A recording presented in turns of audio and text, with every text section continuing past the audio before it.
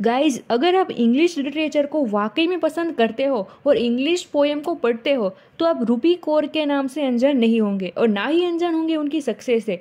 Guys, आज हम जानने वाले हैं कि रूबी कौर का फैमिली बैकग्राउंड क्या है, अर्ली लाइफ क्या रही है और इतनी बड़ी सक्सेस उन्होंने कैसे हासिल की है उसके बारे में। So let's start this video. अगर बात करें उनके सोशल मीडिया अकाउंट की तो इंस्टाग्राम पर उनके पूरे 3 मिलियन यानी कि 30 लाख फॉलोवर्स है और अदर सोशल मीडिया प्लेटफॉर्म पर भी हमेशा ईओ छाई रहती है। उनके first collection milk and honey की पूरी 2.5 मिलियन कॉपीज 25 भाषा में बिक चुकी है। न्यूयॉर्क के बेस्ट सेलर राइटर में इनका नाम है। वो मॉडर्न सब्जेक्ट पर पोएम्स लिखती है। द न्यू पब्लिक ने रूबी कौर को इस डिकेड की लेखक कहा है, राइटर ऑफ दिस डिकेड।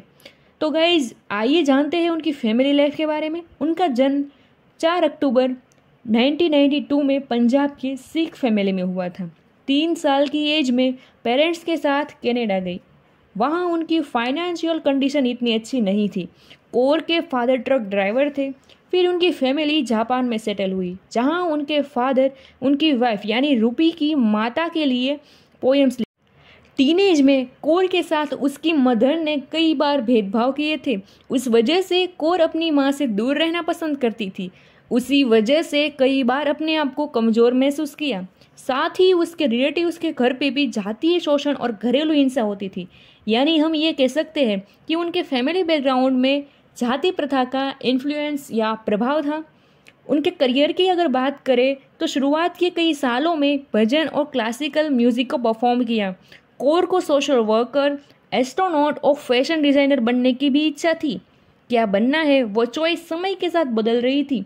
उनके फादर ने भी यूनिवर्सिटी के बाद की स्टडी के लिए मना कर दिया। बचपन से ही कौर को बुक पढ़ने में काफ़ी दिलचस्पी थी।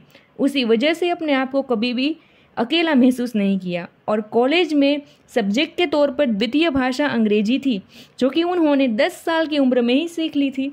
शुरुआत में इंग्लिश पसंद नहीं थी, इसलिए अक्सर शांत रहा करती थी। प्राइमरी और सेकेंडरी के टाइम पर स्पीच कंपटीशन में पार्टिसिपेट किया और 7वीं कक्षा में ये कंपटीशन जीत भी गई। कौर के माता पिता खुद कौर के फिजिकल अपीयरेंस पर बुरा बोलते थे।